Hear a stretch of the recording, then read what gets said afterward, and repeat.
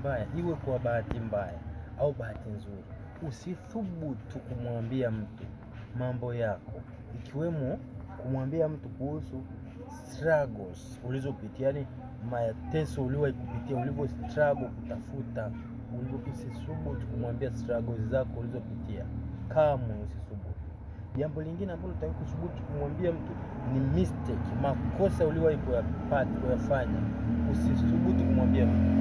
Yani kwa vitu ambavyo usithubutu kumwambia mtu, mistake ulizowahi kuzifanya, makosa uliwahi kuyafanya kwenye kipindi cha maisha yako, usikae ukamhadithia mtu, bwana najua mimi niliwahi kufanya kosa hili, niliwahi kufanya kosa hili. Usithubutu, never, kwa gharama yoyote usithubutu kumwambia. Hiyo ni siri zako, unatakiwa uishi nayo. Usithubutu tu pia kumwambia mtu kuhusu hali ya afya yako, yani usithubutu kumwambia mtu kuhusu afya yako, bwana mimi unavyoniona hivi, bwana mimi na kifafa, au bwana unaniona hivi lakini mimi na kifua kikuu. Yani kama sio daktari au si mtu anayehusika, yani si kitu kinachohusika, usithubutu.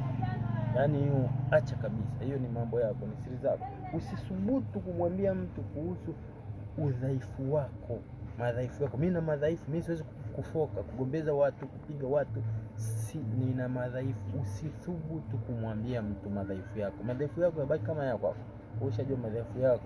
Mimi siwezi kugombeza usigeni, mimi siwezi kuamka asubuhi nikaja hapa bila kunywa chai, mimi siwezi kulala bila kula. Madhaifu mengi, watu wana madhaifu kibao. Kuna watu hata ana pressure, kuna mtu yani yeye akiona hata mdudu anaogopa, maana madhaifu.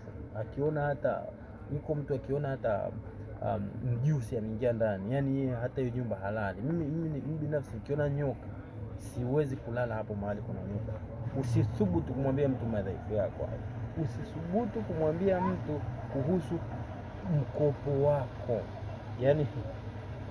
yani kuhusu mikopo yako usithubutu kumwambia mtu. Yani wewe unadaiwa sijui na finka, unadaiwa sijui na kikoba cha kausha damu, unadaiwa sijui na nani, usithubutu kumwambia mtu kitu kama hicho.